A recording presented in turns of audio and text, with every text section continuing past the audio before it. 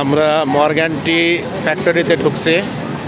এখন আমরা কেবল প্রবেশ করলাম, দেখা যাচ্ছে যে চা বেল্টের সাহায্যে উপরে চলে যাচ্ছে। সুন্দর একটি দৃশ্য, মনে হচ্ছে নাগরদোলা চলতেছে। নাগরদোলা এই যে সুন্দরভাবে চলে যাচ্ছে।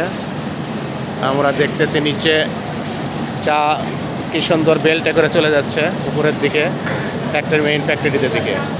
এখানে চা লোড করা হচ্ছে, চা লোড হচ্ছে এখানে। এখানে চা পাতা কর্মচারীরা এখানে চা পাতা তুলছেন। আমরা এখানে দেখতে পাচ্ছি যে জমি থেকে সরাসরি জমি থেকে এখানে চা পাতা রাখা হয়েছে। এরপরে কর্মচারীরা এখানে কাজ করতেছে বেল্টের মাধ্যমে।